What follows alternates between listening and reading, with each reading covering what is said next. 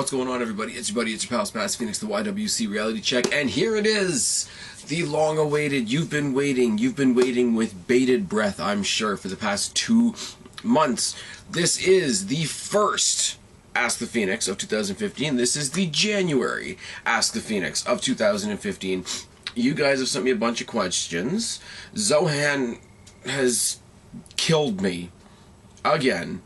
Okay, Fabe and I have mentioned in the last couple of our collabs, Zohan is probably the most dedicated responder, viewer of these Q&As any of us could either ask for. But before I get going, couple things, couple notes, couple of reminders for those of you who may be watching for the first time. If you want your questions included in the next Q&A, which will be in February, put the questions down in the bottom comment section of this video. If you have questions specific to Fastlane that will be included in the in the Spaz and OK Fabe Tackle series, put them in the comment section of any one of my videos with the hashtag SPOK. And I want to say, just because it's a brand new thing, I want to thank all you guys that have been giving great responses to my fan interaction videos.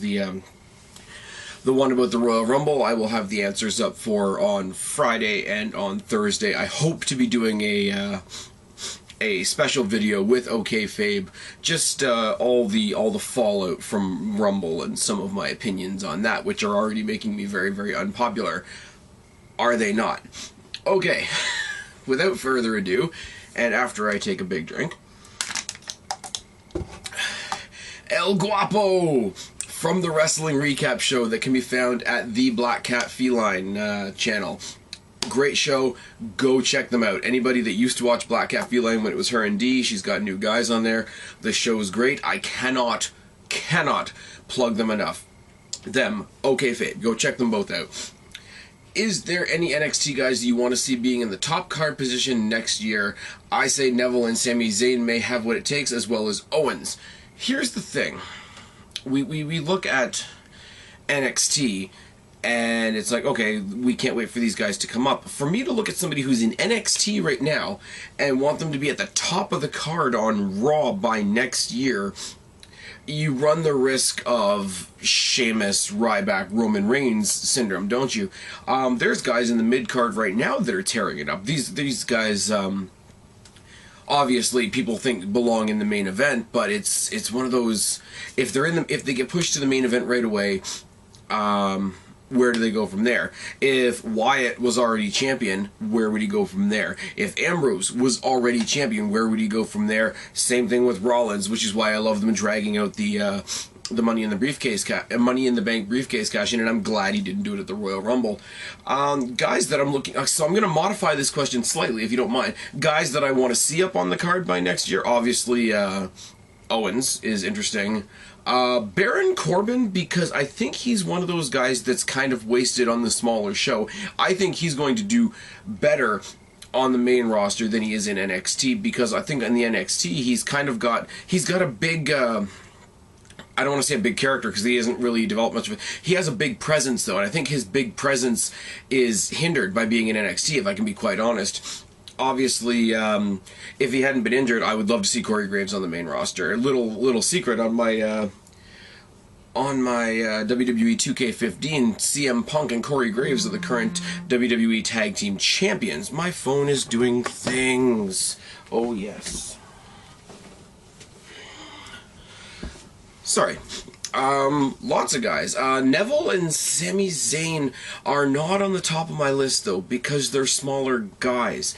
And the smaller guys, the faster action, the high-flying stuff, it gets appreciated on NXT. I don't know that it's going to be received well on the main roster.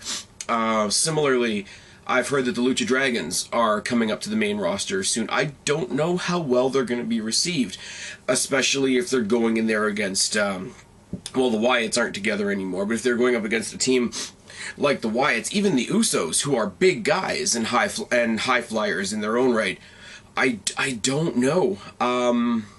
I could maybe see them going up against a team like the New Day, but I get nervous about the smaller guys because they don't really have anything to do. there's no cruiserweight division. I wish there was. Trust me, this year again, I will be doing the Great Cruiserweight Debate, 2015 version. And Sami Zayn and Adrian Neville will be at the top of the list of people that I name when I do that. But until that's a thing, I don't know. Guys like Owens, guys like Corbin, Enzo and Cass. Enzo and Cass, when they come up to the main roster, will be a breath of fresh air in the tag team division. So there's... Sorry guys, my chair's doing a thing again. You guys know what happens. Opinions on Triple H and Sting Mania. I'm not going to elaborate on this too much because I have a fan interaction video coming up on this exact topic. I will just simply say, obviously it's a huge marquee match. It's unfortunate that Sting has come in at the time that he has, because everybody knows the marquee match that we wanted to see was Sting versus Taker, and I've commented on this numerous times. We want to see Sting versus Taker that we had in our heads 15 years ago. Sting versus Taker now, Mark Calloway and Steve Borden now, I think would be sad. And how can I say this? Somebody put it a really good way to me the other day. The old expression, better late than never. I think in this case it's better never than late. That's in no way me expressing any disrespect towards Sting or Triple H for that matter. I think Triple H will carry the match if it happens, but I don't know. I want it to be good. Is that an answer? I really want it to be good, but I'm not holding my breath. Favorite lucha wrestler? Here's one of the many questions. You guys know I will admit wholeheartedly when there's questions here that I fall down on. Like, for example, when people ask me about ECW, early ECW, or other promotions that I've never had the opportunity to see. I don't have an extensive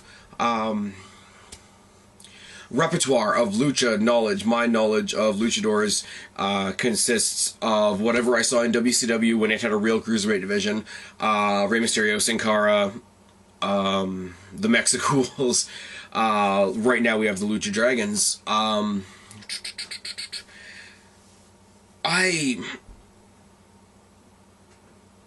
Psychosis and the Juice were always really good in WCW. Rey Mysterio, in his element in WCW, was fantastic. The new Sin Cara, which I know is Hunico, but whatever, he's playing the Sin Cara role, is pretty damn good. And Kalisto is an absolute firecracker. If he had other people his size to work with when he got to the main roster, I'd say put him on the main roster today. Put him on the main roster against somebody like Kofi. Put him on the main roster against some... I didn't want to touch on this, but Justin Gabriel just got let go from the company, or they came to terms on his release, or he quit, or whatever the PC way of saying it is. But I would have loved to see Kalisto versus Justin Gabriel. I think it would be great. Again, they wouldn't have anything to work for because they don't have a Cruiserweight Championship, and my nose is itchy as it usually is. Who do you see being in the top guy face of the company by this time next year? Not to be crass, I'm going to assume that you mean other than John Cena, because that's a thing. It'll either be Ambrose or Reigns. Reigns, with the push he's getting right now, will either succeed or fail. If he fails, I think Ambrose will be the next one to take up that torch. Thank you to El Guapo, and like I say, check out Kristen Suave and Guapo on the Wrestle ReCap show. I'll toss their link down in the box below, along with OK Fabe, because I really... little pause for a second. When I plug people on this show, it's not... I don't get anything from it. I don't, other than the fact that they're my friends and I'm helping them out. But it's also, so I'm helping them out, but I'm also helping you out, because there's a lot of people there that are still positive in the community, and there's a lot of people that I think don't get the attention that they well deserve. It's why I plug OK Fabe's podcast as much as I do. It's why I plug the Wrestle ReCap as much as I do, because these guys, it boggles my mind that they don't have more viewers than they do. Sometimes on their videos, my comments are the only ones there, and they kind of make jokes with me about that, and I don't mind that whatsoever. But at the same time, why are more people not watching these guys? Because they're fantastic and they're hilarious. They're a lot more funny than I am, for damn sure. But no, there needs to be, the C in YWC stands for community, so I'm trying to direct you guys to some other guys that you may not have discovered yet, and if you take me up on it and if you check them out, tell them Spaz says hello. And if you check them out and you like them, let me know. Hey, Spaz, I checked those guys out and you're right, they're great. Or, you know, whatever the case may be. I've waffled on that long enough. Logan Claiborne has a bunch of questions, but first starts off with saying, I just wanted to say your analogy of wrestling being a crutch for whenever you're having a bad day and whatnot is spot on, a very good analogy. I believe that's a reference to the interview that I did on OK Fabe's podcast. Once again, another plug. I did say that. I went into great detail about how I became a wrestling fan, and more to the point, how I started doing this here on YouTube. So I encourage you to go check that out. So thanks for that. If you could bury any WWE superstar other than John Cena or Daniel Bryan, who would it be? Oh, that's hard. That's hard because, A, John Cena's not even on the top of my list anymore, because he's not as bad as he used to be. Let's be real. There are other people that I would give that moniker to right now.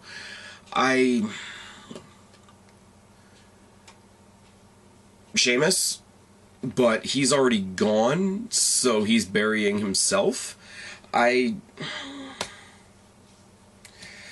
The Usos, a little bit, because I'm not saying that they are main eventers in the company, but in their division, they seem to be the go-to guys. I've referred to them as the Cenas of the tag team division before, not because they bother me nearly as much as Cena, but they seem to be the easy answer. If there's a multiple person, excuse me guys, if there's a multiple person match, the Usos are going to win. If there's any doubt in the match, the Usos are going to win. If there's a new number one contender to be named in a battle royal or a fatal four-way or whatever, the Usos are going to win, because Usos win, LOL. So yeah, and my camera sucks. Sorry about that, guys. Another jump cut, 2 videos in a row. You know, this is an amateur hour for sure, is it not? Logan Claiborne's second question: is NXT overrated? Yes, but no.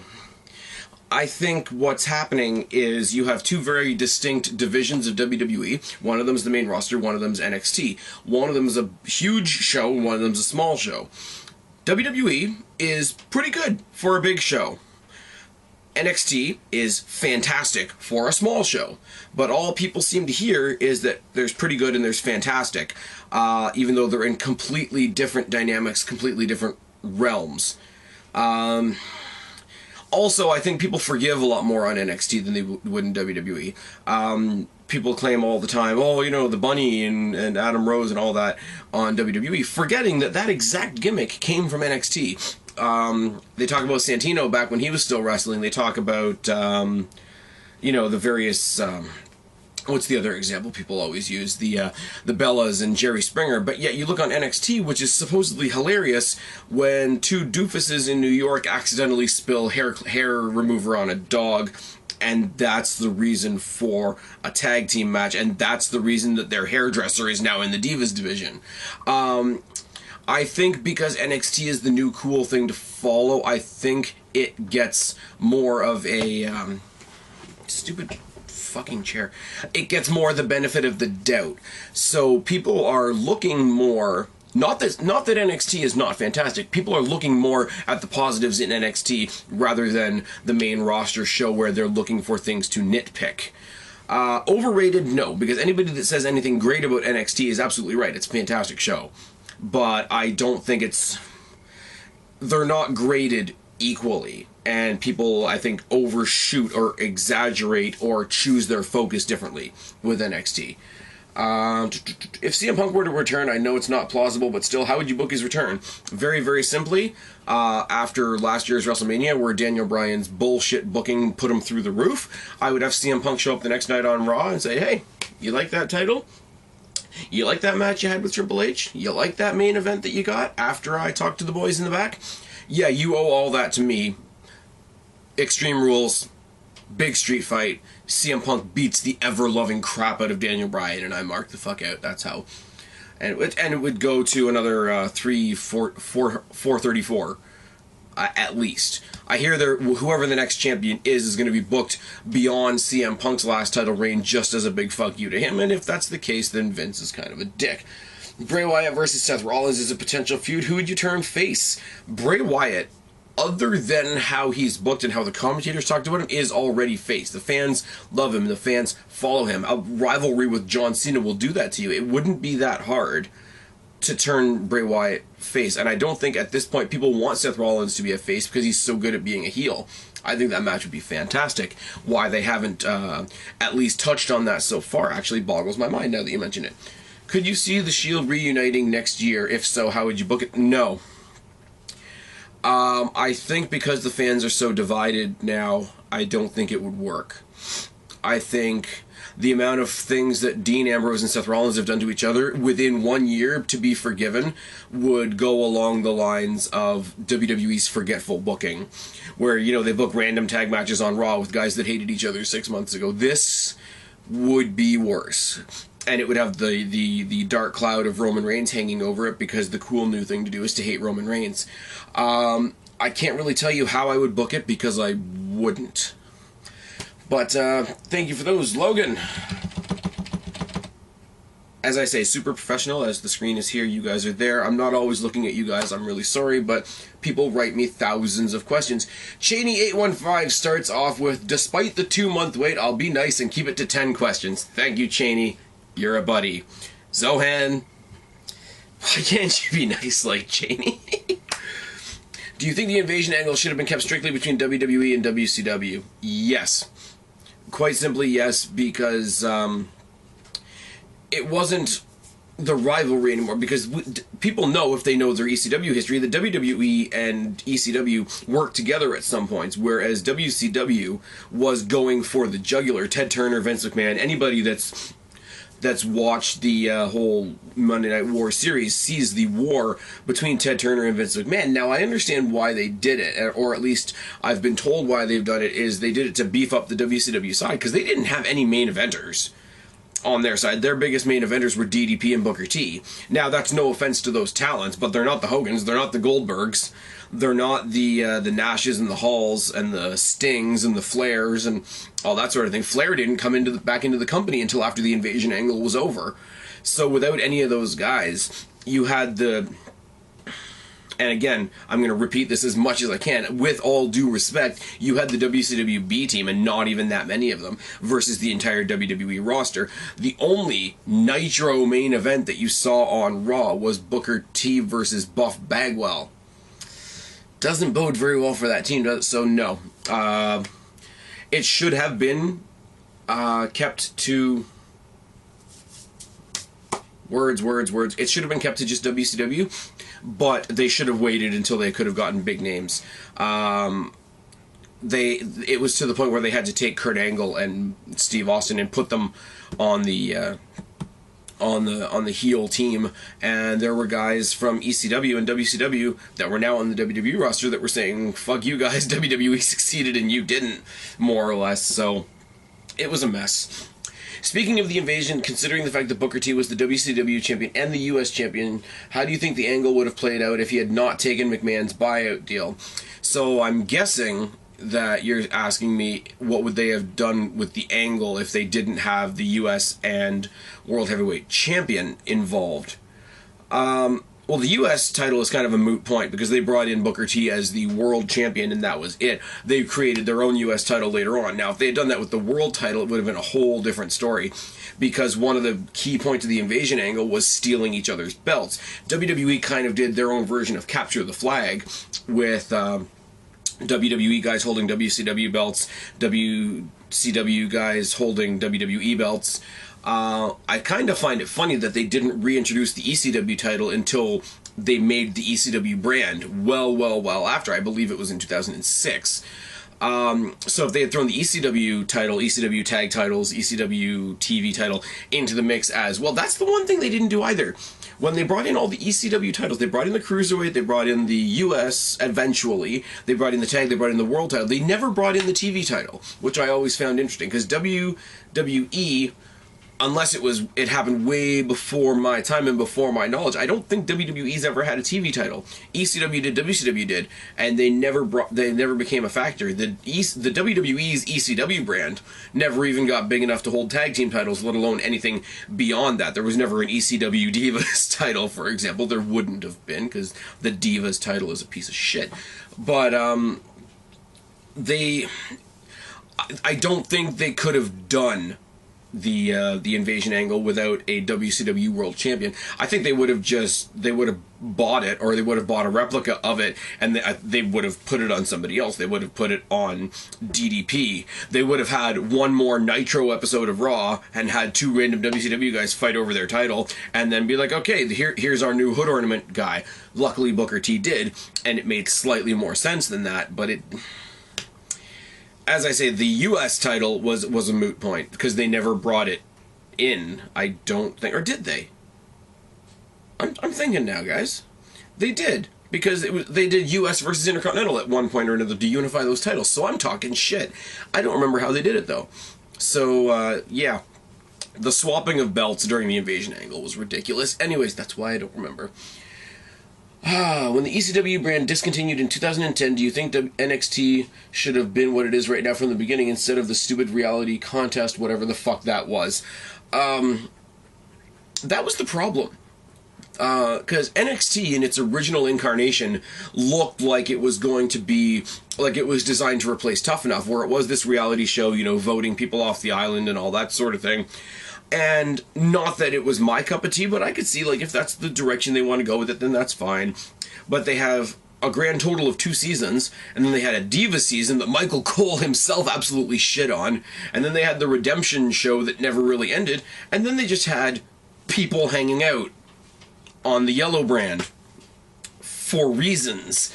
So that and what we have now, night and day. But then again, they didn't have Full Sail at the time. They didn't have the programs that they have with Full Sail University, with the NXT Arena. They didn't have, I believe, when they originally started NXT, NXT was fed by FCW, so they had that. I mean, NXT, as we know it now, is a much improved version of FCW, from what little I've seen of FCW. But they also didn't have the Performance Center at the time. So, should NXT have been what it is now from the start? Sure. But they didn't have the entities at the time for it to be what it is now, so you can't really hold it against them either. The first couple of seasons of the game show version of NXT were crap. Like, that shouldn't have been a thing. I mean, it gave us Wade Barrett, it gave us the Nexus, which had a lot of potential that never really realized itself. It gave us the Core after that. It gave us the new Nexus after that, led by CM Punk, and that got messy. So you had a messy NXT, and you had messy follow-through from the results of NXT. So it was crap. It really was. If given the opportunity, do you think Jim the Anvil Neidhart would have shown promise as a singles competitor? Not really. No. Neidhart was the Jannetty of the original Hart Foundation. Neidhart was the Jannetty. When it was just Brett and Jim, definitely the Jannetty. When you had the faction, the Hart Foundation, with Brett and Owen and Bulldog and Pillman and Anvil. Anvil and Bulldog within that group were sort of like the big, tough, burly enforcers of the group, and he was good in that role, but as far as a singles thing, no, not so much. If wrestling wasn't your biggest fandom, what would be in its place? Fucked up movies and concerts. I've shown you guys my movie collection before. A good portion of it is pretty fucked up and makes people that don't know me that well question a lot of things about me. Between going to the theater and going to a rock show, they're tied for second as far as me going to a wrestling show. But after that, like, friggin' give me tickets to Disturbed, give me tickets to Hailstorm, give me tickets to Linkin Park or The Pretty Reckless, or my very first concert was Creed and Tantric, if you want to have a laugh at that one. But, no, give me tickets to Finger 11. Give me tickets to Godsmack. I'll be a happy kid. Give me tickets to Metallica. Preston doesn't own Metallica. I can go see Metallica for sure. So that would be a thing. What the hell is going on? See, Zohan, the one thing I will say about Cheney's stuff is all like this. Zohan's stuff is at least spread it out. So I'm looking down the page, and I'm actually looking forward to Zohan's questions because they're all spaced out. Do you think WWE should have kept the idea of doing another 40-man Rumble match? I've said this in the past. If they're going to do a 40-man Rumble, not every year, do it every 5 Rumbles, or make it the Rumbles coordinating with every 5 WrestleManias, like leading up to WrestleMania 35, leading up to WrestleMania 40, so that those Rumbles feel more important, so that those title matches at those key Manias feel more important. Most people don't agree with me, and that's fine. Which wrestlers would you compare to which wrestlers would you compare to which wrestlers from The Walking Dead? Right off the top of my head, I'd have to say Corey Graves is Daryl. Corey Graves is Daryl Dixon. Speaking of The Walking Dead, where the hell is Walking Stuff and Dead Things? Now, that is another story for another time. Bird and I are working on getting Walking Stuff and Dead Things off this channel. We've already made another channel for it. There's going to be an announcement coming very soon about that. We've already moved most of the videos over to that channel, and we will do the long-awaited review of the finale that blew everybody's mind. Pun intended. But yeah, when it does start up in a couple weeks, it will be on its own channel. It will be off of this channel. I will be handing over the creative, the audio-visual creative shtick of that to Bird, because he's a hell of a lot better at that stuff than I am. So that's that. And there will be another update as far as that coming on down the pike. But that's all I'm going to say about it right now.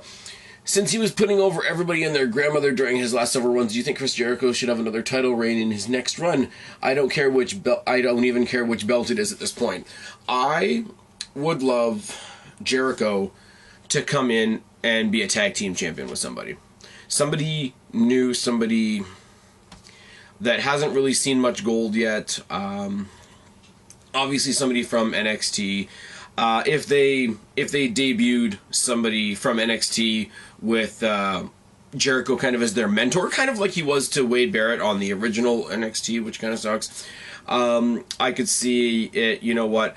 If he's got, say, a protege that's not confident in themselves, and he's getting pissed off at this guy because he knows he's got a bunch of talent, and he says, I'm going to drag you kicking and screaming to glory whether you like it or not, and he takes, whoever this young person is by the scruff of the neck and throws them out in the ring with him, and he wins the tag team championships. They have a run. He gets jumped backstage or something like that. They lose their titles. Whoever his protege was avenges their mentor's beatdown. Jericho's gone again, and now this guy's the hero of the company. I don't know who you would do that with. Maybe a Sami Zayn, seeing as he's on NXT right now, playing up the whole angle where he doubts himself and he challenges himself and he struggles and he doubts himself.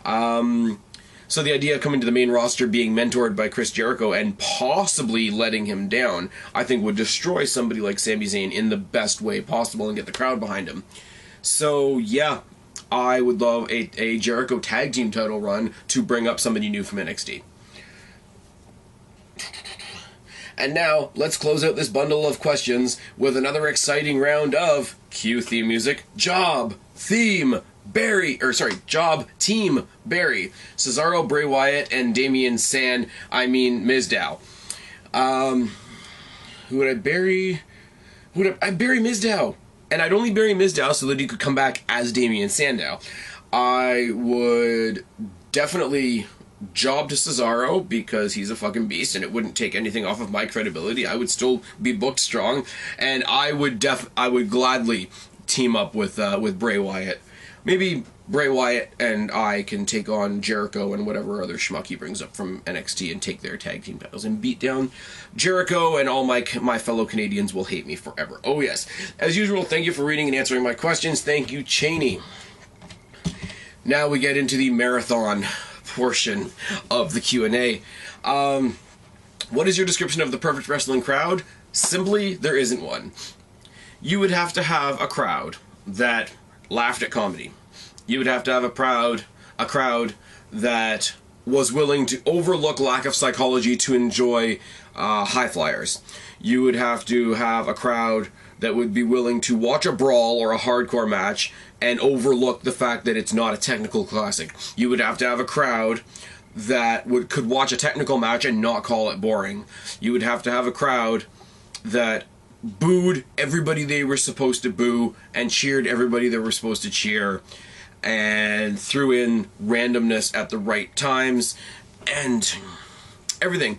And no crowd is going to do all of those things, especially these days where I think the members of the audience, especially on a televised show, are trying to get themselves over as characters more than the people in the ring, which is kind of sad. Perfect wrestling crowd doesn't exist. I know this is supposed to be one of those big profound questions that would spurn on a conversation like this forever, but it just doesn't. Because not everybody likes everything and not everybody does what they're supposed to do. If somebody comes out and they're a heel, you're going to cheer them because you think it's funny. Or if somebody comes out that's a face, you're going to boo them because you think it's funny. Or if there's a hardcore match where it's not supposed to be based on technical wrestling, people are going to chant "you can't wrestle" at them. Because let's be real, fans are assholes. We all are. I'm an asshole. Most people out there, like, I love you guys.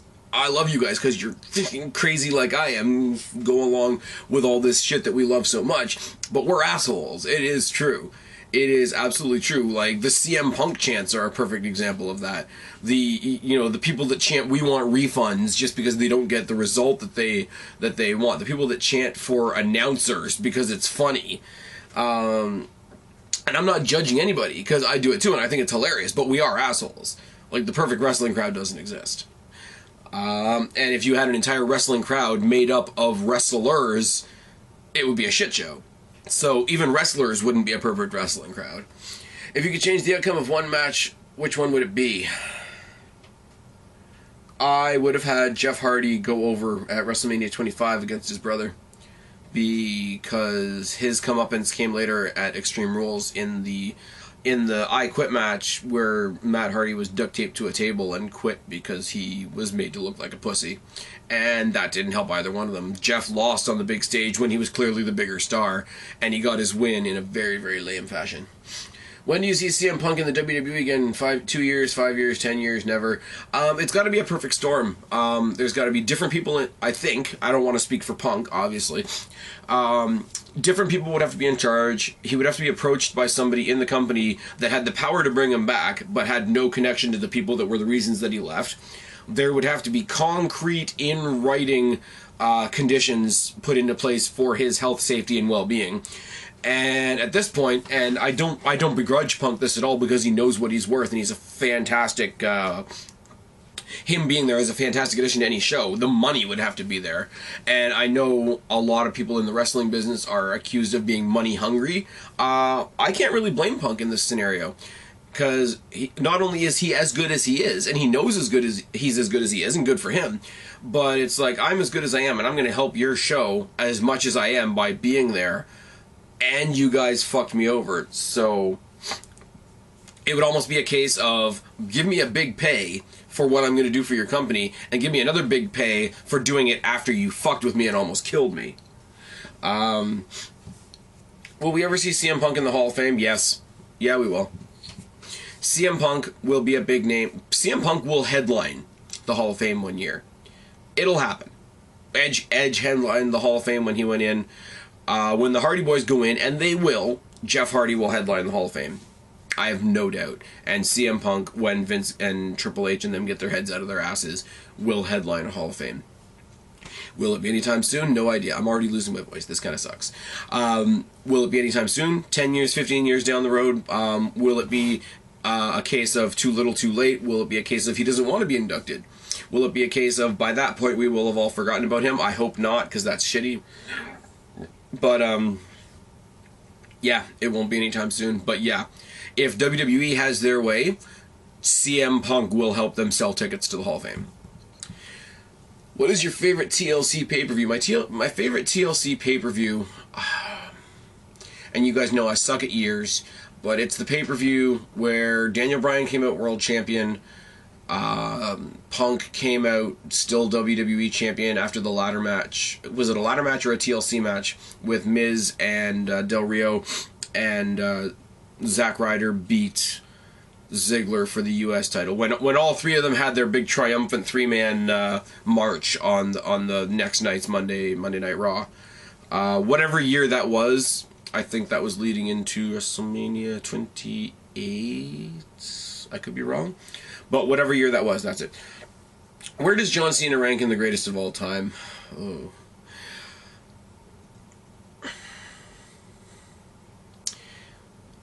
I don't like John Cena. A lot of us don't like John Cena. As far as being what WWE needs him to be, he's fantastic.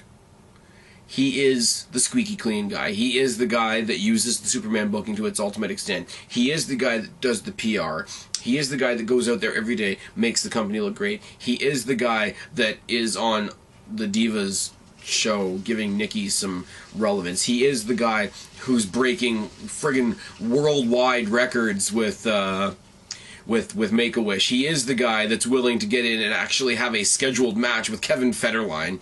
He is the guy that went in and, okay, he got the win back the following year, but he is the guy that went into WrestleMania and flat-backed for The Rock. He is the guy that, to set up for that match, flat-backed for The Miz. There's a million reasons to hate John Cena, and I do. Trust me, I still have the same reaction when he comes out on my screen when he's standing out there in that ring. But the one reason you can't is that he is the perfect version of what WWE needs him to be, whether we like it or not. Favorite match from the TLC pay-per-view 2009-2014. And in brackets he says, I'll be long dead before I recognize the pay-per-view as TLCS. Fantastic.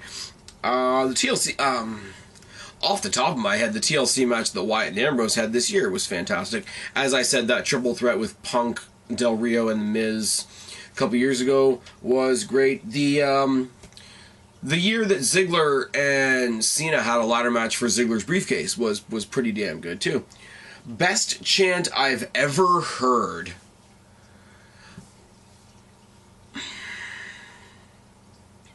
Oh man, I've heard some great ones. I think the one that made me laugh the most, the one that made me really sit up and take notice the most, was when Emma was still in NXT and she was doing a sit-down powerbomb. And when she did the sit-down powerbomb, people chanted, "Better than Batista." Because, like, she's in the minor leagues, she's in a Divas match, and she's getting chanted at her in that role, and she's kind of got a goofy gimmick, too. Like, no offense to the girl, I think she does it amazingly, and she's wickedly talented, more than most people give her credit for in the ring. But she's in the minor leagues with a goofy gimmick in a Divas match, and she's having chanted to her, like, with loud and rigorous abandon, that she is better than a WrestleMania main eventing former Evolution member, former multiple-time World and WWE champion. It's just, the first time you hear "better than Batista," and people don't think much of Batista, and they think it's funny because they're chanting it at a Diva. They think they're funny because they're chanting it at NXT. But then you put all those facts together, and that really packs a punch in a really good way for Emma. I mean, I'm pretty sure if they did that on the main roster, the WWE would dub it out or whatever, but whatever. What's the best part of the WWE Network? Well, I have the WWE Network in Canada, so it's actually, I don't know if my friends in the States know this, because you guys get it through your Xboxes and your PS3s and whatever. Up here in Canada, we actually get it as a channel on the Rogers box. So there's one channel, I think it's $3.97 is the on-demand portion, and the live everyday channel is... What was I going to say? Is $5.12. And I don't have to be home for shit. And I don't have to be... Because I can just set up my DVR the same way I would for any other regular scheduled programming. If I'm not going to be home for NXT, I can tape NXT. I don't know if it worked up here like it does down in the States. How do you record something on your Xbox? How do you record something on your PS3? There's probably a way. I'm just not aware. But I know I can go to my DVR and I can DVR NXT or Main Event, and laugh if you want, guys, but Main Event has good matches on it. The the New Day versus Rose versus Rose Kid and Cesaro, which was supposed to happen at the pay-per-view, happened on main event first. And it was a fucking phenomenal match that belonged on Raw. So I can do that the same way as I can with regular television. I don't know if I could do that if it was set up the same way as the States. That's the best part of it for me. The worst part is it's very, very repetitive. They have a 24-hour station and not enough programming to fill 24 hours. That's a little discerning, because you want to have stuff on that network that's drawing people to it at all hours of the day. Now, I understand you're going to put less than stellar programming on the network when Raw is playing on another station, when SmackDown is playing on another station. I get that. For those 5 hours, WWE, if they could find a way to defend it, that channel should be dead from 8 to 11 on Mondays, and from 8 to 10 on Thursdays for you guys, Wednesdays for me up here in Canada. Because it doesn't make any sense for WWE to compete with itself. Right now, I've got the problem of, as I say, SmackDown is now, when you guys started getting it on Thursday, we started getting it on Wednesday. Now, SmackDown competes with NXT.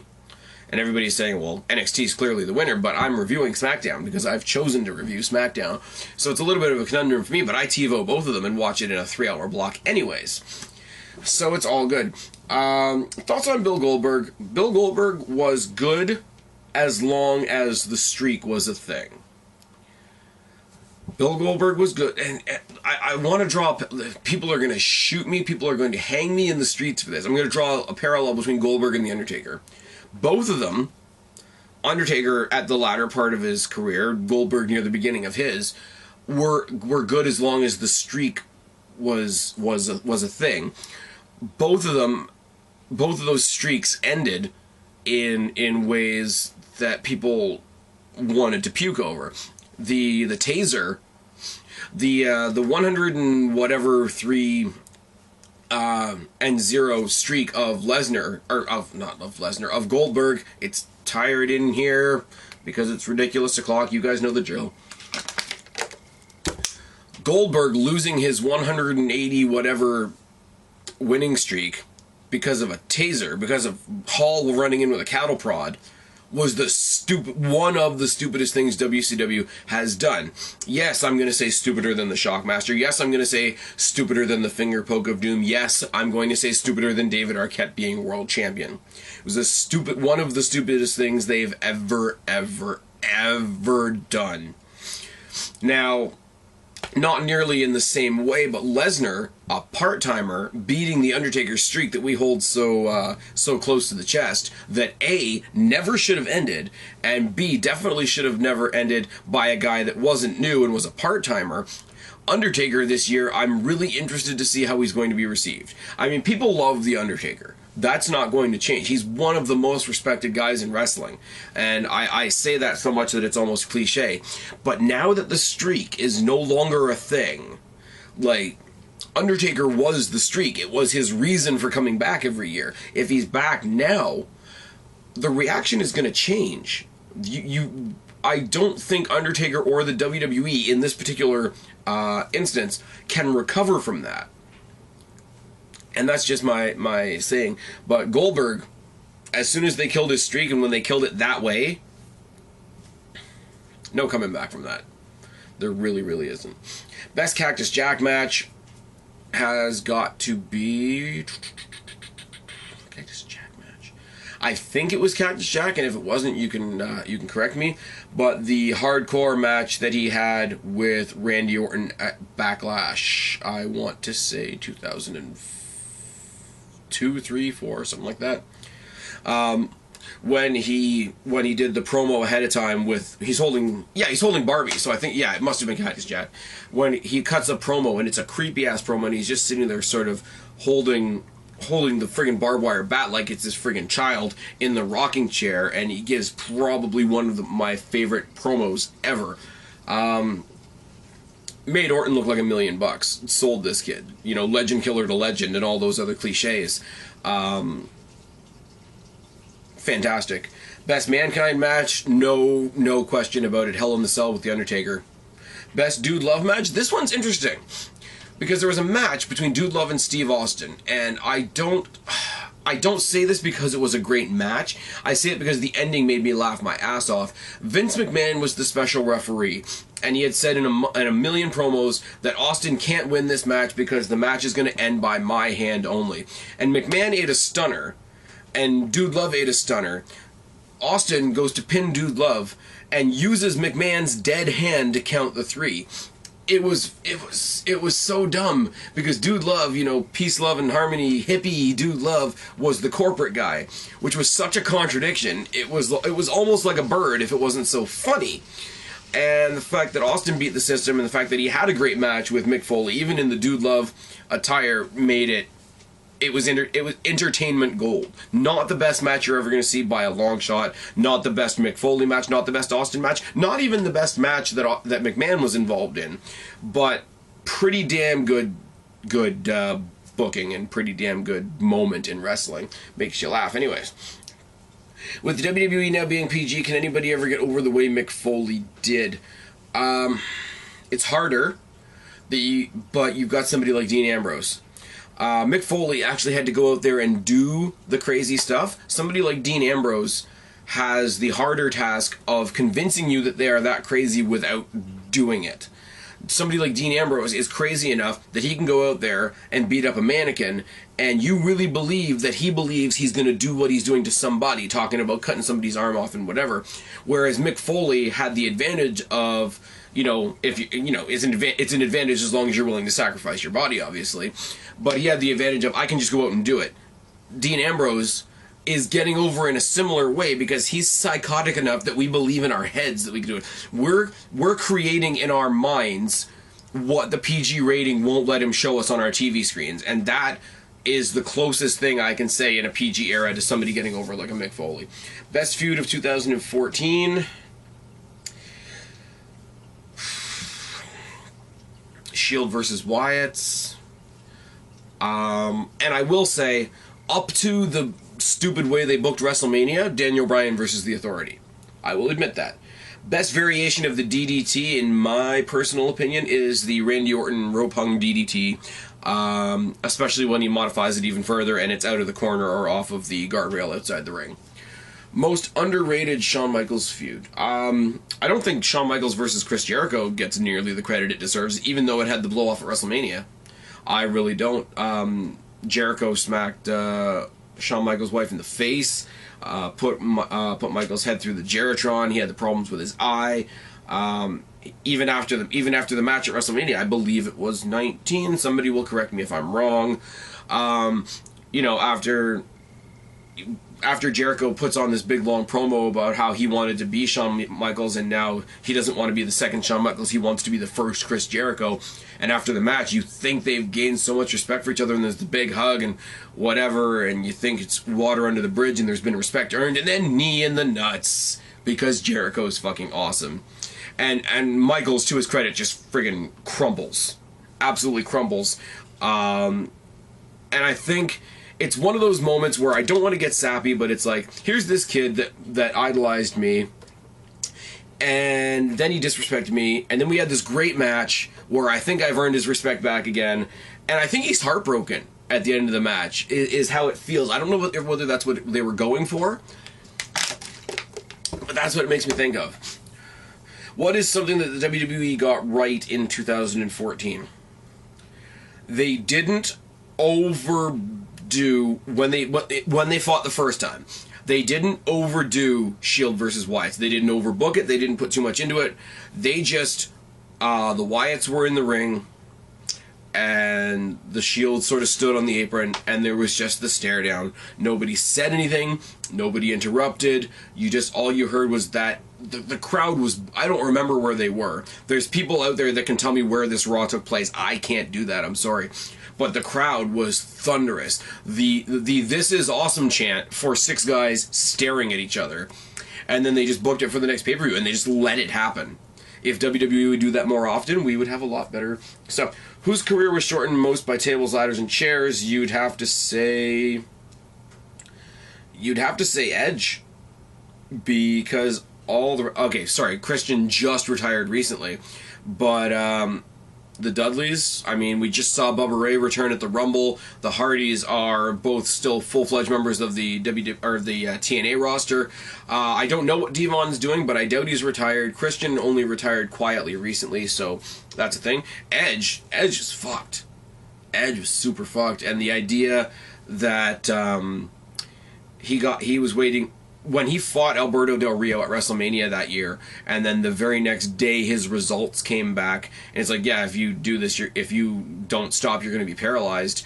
That, whatever that state was of his neck, that if you keep doing this, you're going to be paralyzed, was already in place at WrestleMania, which is a really scary thing to think about. It's one of those things where you're really glad that nothing went wrong, and you're really glad that if Edge had to go out, he did it in a successful title defense at WrestleMania. You can't ask for a better way to go out. You can't ask for a better last match than to go into WrestleMania, defeat the winner of the 40-man Royal Rumble, and then on your own terms surrender the title the next day. You can't get better than that. But when you think he had a very good chance of being paralyzed in the ring at the biggest show of the year, it's a scary, scary thought. What's one thing you were hoping to see in WWE in 2015? Less Cena. I'm to the point with Cena now where I'm not saying get him off my screen, get him out of the WWE, but just reel him in a little bit. I do feel like they're already doing that. I mean, they've got him in a match with Rusev at Fastlane. That's not exactly main event caliber. If they bring Sheamus back, don't have it in a sense. Don't do what you're doing with Bryan and push him into the title picture right away, and I'll be a happy kid. Let the Usos lay out a little bit. I know they've got a lot of gas left in their tank because they're young guys and they're going to come and be prominent again. Let them lay out a little bit. Let them sort of lay the groundwork for the ascension for the Lucha Dragons and for Enzo and Cass.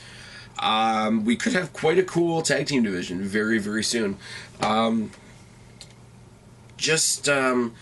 Let Ambrose be that Raven character who doesn't have very many normal matches. I'm not saying every match he's in has to be a hardcore match, but have a lot of matches that end in no finish. A lot of matches that just have to be stopped because he's crazy. A lot of matches that, you know what, hey, you know, the referee realizes that Dean Ambrose is crazy. You know, he's gonna let the reins off of this match a little bit, no pun intended. I will toss in the cliche. The cliche is turn John Cena heel. I'm interested at this point because John Cena doesn't bother me as much as he has in the past. I'm open to what he could do as a heel. I'm not saying it'll be great, and I'm not saying it's even at the top of my wish list. But sure, turn him heel, see what happens. Who do I want to see turn heel in 2015? I could see Roman Reigns turning heel. It could work out well. Who would I like to see turn face in 2015? If he hangs around, Lesnar. If he hangs around, turn Lesnar face. Face Lesnar versus heel Reigns for Mania might be a thing. Wyatt is already a face in the eyes of the crowd, so turn him face against somebody more disturbed. I don't know who that would be, but if you want to bring in somebody crazy from the past, and like, I know he can't do much, but if you have sort of some interaction between Bray Wyatt and somebody like Cactus Jack, even if it's not a match, it would be great.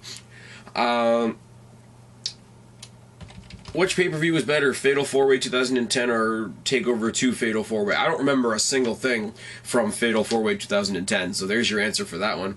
How long should Raw be every Monday? 3 hours, 2 hours, 1 hour? It's not a matter... I don't mind it being 3 hours. I know my entire Monday night is taken up with Raw. I do go that extra mile and watch the pre-show because it's just funny. And then after the show, I'm going over my notes and I'm talking to you guys. So my entire night is wrestling, no matter how long Raw is. But that being said, it's not a matter of the time, it's a matter of what they do with it. You can have 1 hour of great wrestling, or you could have 3 hours of shitty promos and a big overdone John Cena storyline. And vice versa. You can have 3 hours of great wrestling, and you can have 1 hour of bullshit John Cena versus Rey Mysterio for the 100th time stuff. I have no problem with it being 3 hours. I like it being 3 hours. I like the fact that it's 3 hours, makes it stick out from SmackDown, makes it stick out from everything else, as this is the flagship show. If you watch nothing else, you watch Raw. If anything important happens on SmackDown, you'll see it on Raw. Yes, I'm hoping for a resurgence on SmackDown as well, and that's why I'm reviewing it. But Raw is the flagship. It's why I always laugh. The entire time that there was a brand extension, I laughed at bragging rights. Because they always tried to portray, or they tried to at least give you the illusion that Raw and SmackDown were equal. They're not. Raw is the flagship show. SmackDown is the B show. Now, that's not to say that the B show can't be great, but it is the B show. And if you go against that, or if you try to tell anybody that's been watching it for any amount of time, they're going to tell you you're crazy. Moving on. Thoughts on SummerSlam 2012? SummerSlam 2012, was that Triple H versus Lesnar, or was that Punk versus Lesnar? Because Punk versus Lesnar was fucking awesome. I'm going to think that that's what it is. Thoughts on CM Punk hitting the fan in October 2012? We're never going to get the whole story on that, and the shooting on that is shitty at best. If somebody was punching CM Punk in the ribs, he's no longer in the protected realm of the WWE ring behind the guardrails and the security guards and all that. He's out there on his own. So he is one person getting hit by another person. He wanted to thwack him. So be it. The fact that, according to the story, somebody was punching him in the ribs, and when he went back to hit him, he hit the wrong guy, that's unfortunate. Hey, guy A is punching him in the ribs. Guy B got hit. Guy B should yell at guy A for punching a guy in the ribs in the first place. Fuck off. He's a human being. Yes, he's there to entertain you, and you've bought a ticket to see him. That doesn't mean you own him. It doesn't mean you can do whatever you want to him, especially in a physical realm. So, was CM Punk wrong? Absolutely not. Just my take. Thoughts on Linda McMahon? I don't really have any. Her political aspirations led WWE to be more PG than it's ever been. I guess fuck that, but other than that, I don't really have anything to say. Thoughts on Kevin Nash? Good big guy. He's fallen apart. I'm glad he's not wrestling anymore. I'm glad he's here to do guest spots like he was on the Raw Retro. I've heard rumors that they're gonna, like, try to do an Outsiders versus Ascension spot on Raw. Like, they're not gonna have a full-on match. They're gonna announce that it's a match, and then it's gonna be interrupted by somebody else, or something to that effect. As long as it's not an actual match, because that'll be horrible. Which tag teams ended too early? Interesting. There seemed to be an endless run of combinations of guys where it was Evan Bourne and Kofi Kingston, and then Kofi Kingston and R-Truth, and then R-Truth and Xavier Woods. So they just kind of kept on rolling in and out partners before anybody could really jive. That, I think, ended too soon. The converse of that is, I think they kept the Hardy Boys together too long. I think what happened at WrestleMania 25 could have happened at WrestleMania 21, 22.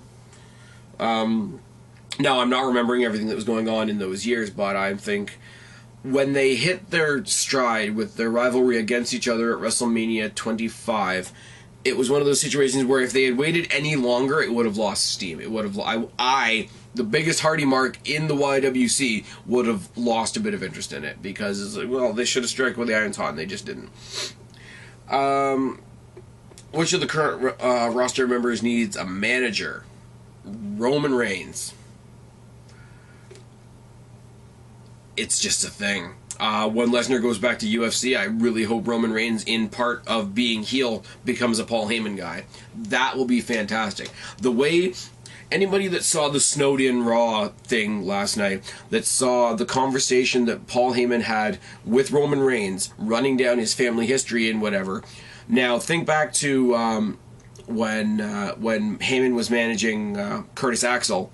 And Curtis Axel didn't really go anywhere, but that's because it's Curtis Axel.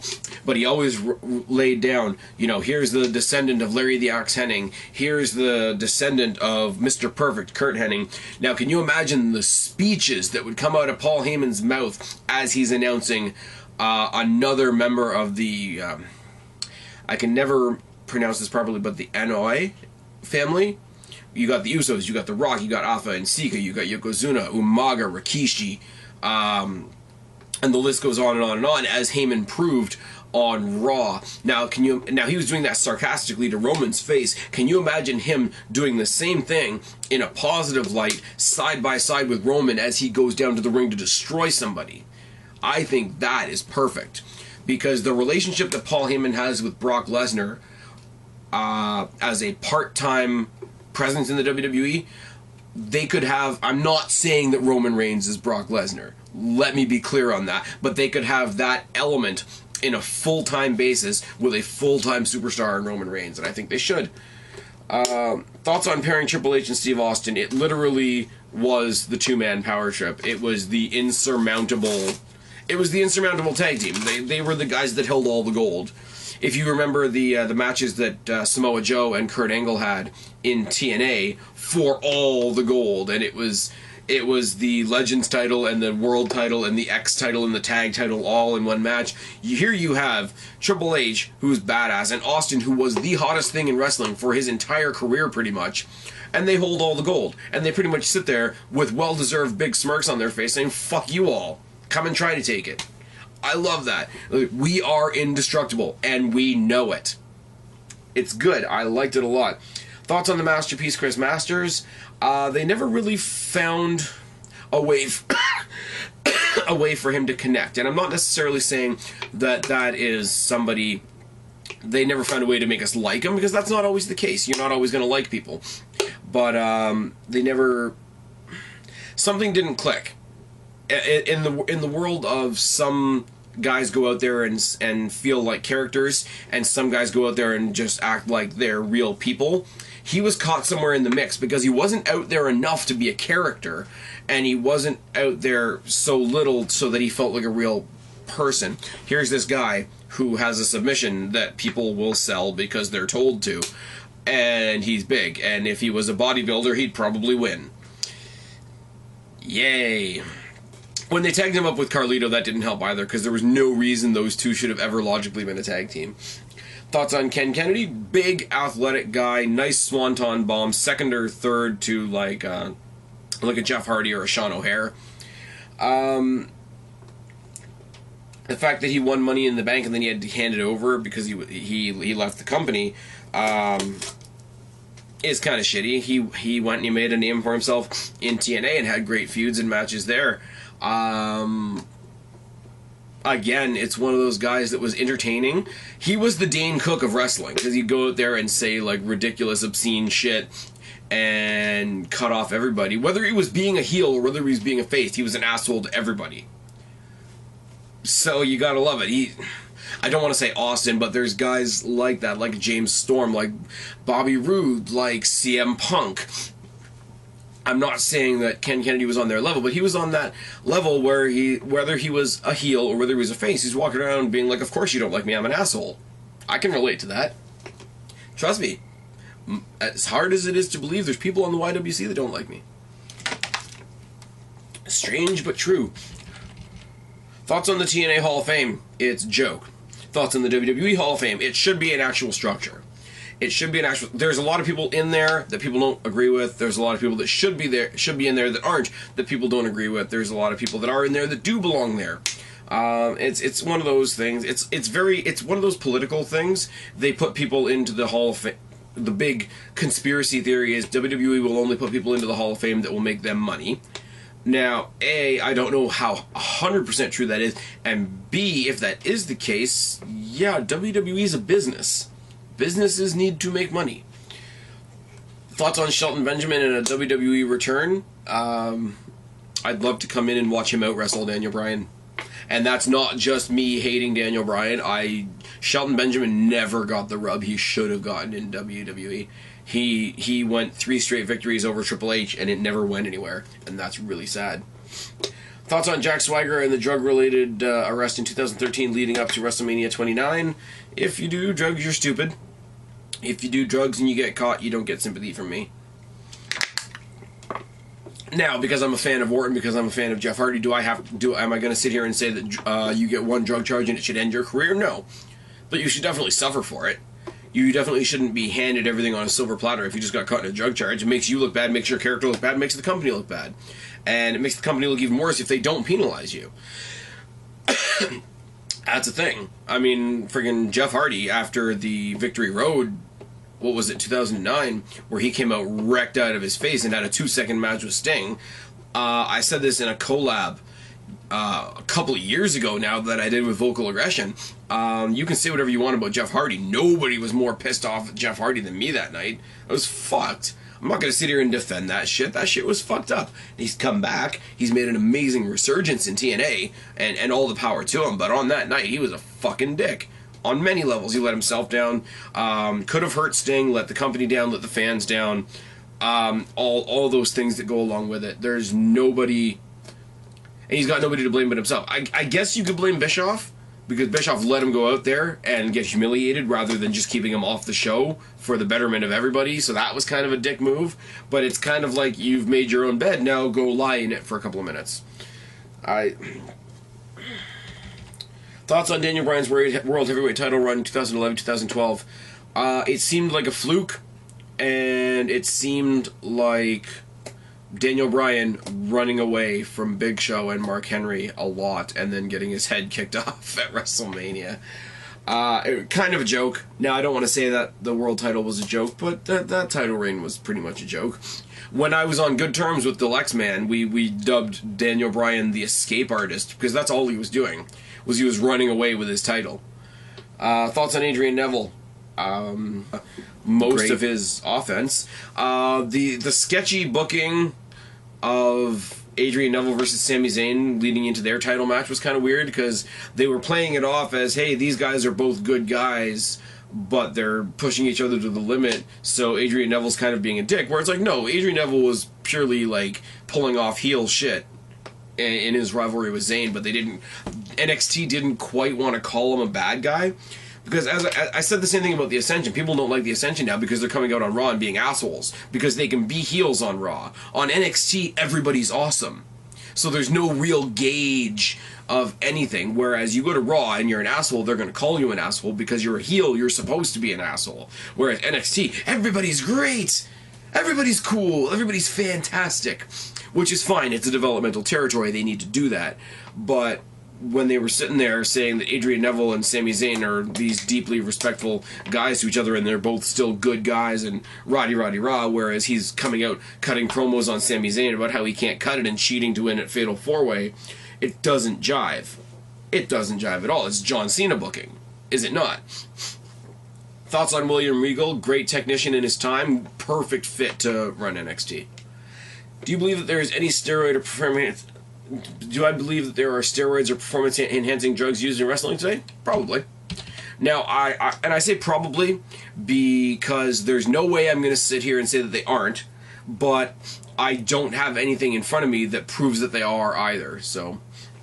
Thoughts on the pile driver? If you can pull it off properly, decent move. If you can't, then you shouldn't. I know it sounds like a quick and easy answer. Obviously, Owen Hart and Austin and a couple of other people are perfect examples of that. Pile driver is a move that you should only be able to do if you've proven, through whatever way you need to prove things, that you can without hurting anybody. Which WWE main roster star should be sent down to NXT? Well, they just sent down Axel, didn't they? And I don't know whether they've sent down Axel to be a WWE guy that the NXT guys are beating, kind of a male equivalent of Natalya. But, I mean, they had Kid down there. They had Gabriel down there until he left. I'd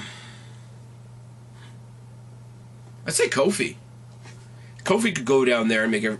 Like, as much as I say I don't want Kofi to be a main eventer, I don't want Kofi to hold the World Heavyweight Championship because it doesn't make any sense.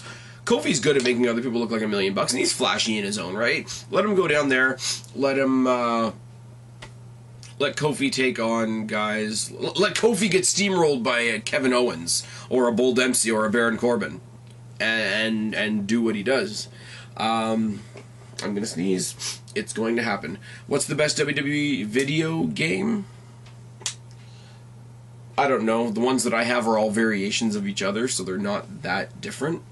I know that's a shitty answer. Thoughts on the iconic Matt Hardy? Now, from what I've heard, the icon Matt Hardy is an ROH thing, and I don't watch a scrap of ROH, so I really can't answer this. Thoughts on TNA? They have an identity crisis right now. Because I think Destination America, which I have been watching, I've been torrenting it because I don't live in America, and TNA thinks if you don't live in America, you don't count, clearly. But I've been watching it. It's being a lot of it has a music video feel to it, the way it's filmed now. They've lost a lot of talents that made them who they were, like not Joe, but Daniels and Kaz and AJ and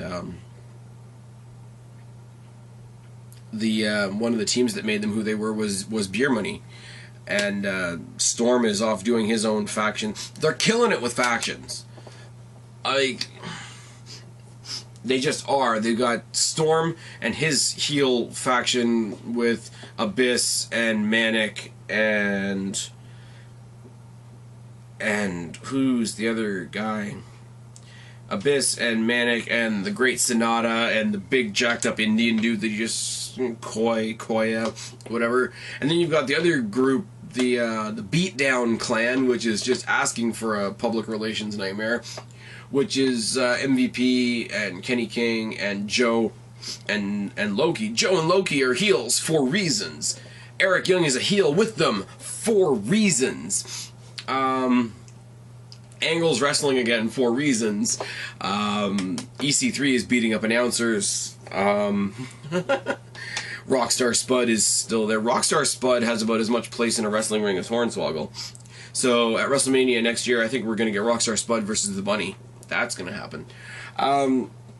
Now, I'm being sarcastic when I say a lot of this stuff. TNA has a lot of great talent. TNA puts on a lot of great matches. It's just the packaging is tattered, to say the very, very, very least. Who has the better wrestling product? Oh, okay. Who has the better wrestling product? NXT, TNA, or ROH? I think TNA has a lot more experience on their roster. NXT has the advantage of the backing of WWE and the fact that they're pushed on the WWE network and the fact that they have the WWE machine behind them. ROH, again, I don't watch, so I won't speak to them because it wouldn't be right for me to do so. But between NXT and TNA has more experienced talent on a bad platform. NXT has newer, hungrier talent on a great platform. So it's not a fair comparison, really. I tune into TNA these days because I'm curious as to what the few guys that I like are going to do. NXT, I really don't know what's going to happen next, so I will say NXT just because overall the show is better, and they let me watch it in Canada without illegally downloading it. So thoughts on all four NXT pay-per-view preview events on the WWE Network: NXT Arrival, NXT TakeOver Fatal 4-Way, and TakeOver R Evolution. The great shows. Absolutely, you cannot touch the work that was done in the ring. You cannot touch the stories that were told, the talents that were involved, etc. I think NXT, the way they're running NXT, they run a lot of the same risks as TNA did last year, where their pay-per-view or their special events just seem like longer episodes of NXT. They're in the same building. They're in front of the same crowd. It doesn't really have a different feel, other than there's a bunch of matches you're looking forward to seeing. There's nothing to make it seem like this is a big show. Before Raw went to 3 hours, you remember occasionally there was like a Raw Roulette or a Slammy show or whatever, a themed event, and it made the show 3 hours for that 1 week. That's what the TakeOver shows feel like. Now, as again, I say, everything we see on the shows is fantastic, but if they want us to view them as, the equivalent of a pay-per-view, maybe move it to pick an arena close to Full Sail, like the size of, I don't know what the arenas are in Florida, because I haven't been to Florida, but I know when WWE does house shows in Toronto, they go to the Ricoh Coliseum.